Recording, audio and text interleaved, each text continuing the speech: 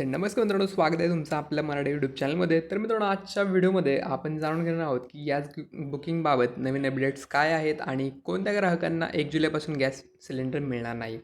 तर मित्रांनो, LPG सिलेंडरच्या तुटवड्याच्या पार्श्वभूमीवर पुरवठा विभागाने एक नवीन आदेश जारी केला आहे. यामुळे PNG असलेल्या ग्राहकांना सिलेंडर खरेदी करताना समस्या निर्माण होऊ शकतात. तर मित्रांनो, अशा ग्राहकांच्या LPG सिलेंडरचा पुरवठा 1 जुलैपासून थांबवला जाईल.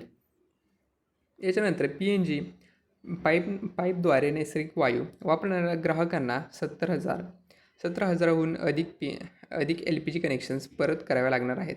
या ग्राहकांच्या घरांना होणारा LPG सिलेंडरचा पुरवठा येत्या 1 जुलैपासून बंद केला जाईल.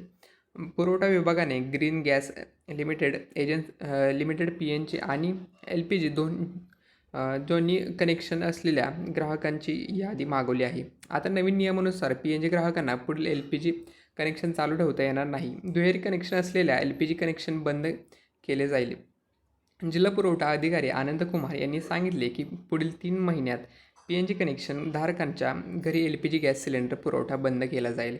केंद्रीय पेट्रोलियम मंत्रालयाने संदर्भात एक आदेश जारी केला आहे. या आदेशाच्या अंमलबजावणीचे प्रयत्न सुरू झाले आहेत. ज्या रस्त्यावर वस्त्यांमध्ये आणि वसाहतींमध्ये PNG पाईपलाईन आहे, तिथल्या लोकांना फक्त PNG कनेक्शन द्यावे लागेल आणि घरापासून 300 मीटरच्या परिघात PNG पाईपलाईन असल्यास एका आठवड्याच्या आत कनेक्शन दिलं जाईल. अशा ग्राहकांना कनेक्शनसाठी 6,000 रुपयांची सुरक्षा ठेव जमा करावी लागेल. पुढील 3 महिन्यात 25,000 नवीन PNG कनेक्शन देण्याचं लक्ष्य असल्याचं DSO आनंद कुमार यांनी सांगितलं आहे. पहिल्या टप्प्यात 5,000 कनेक्शन दिले जातील. यानंतर एकीकडे सरकार आणि प्रशासन LPG पुरवठा समस्या असल्याचा दावा करत आहे, तर दुसरीकडे लोकांचं म्हणणं आहे की व्यावसायिक वापरासाठी 925 रुपये किमतीचा सिलेंडर 1,800 ते 2,000 रुपयांच्या काळ्या बाजारात खरेदी करावा लागत आहे.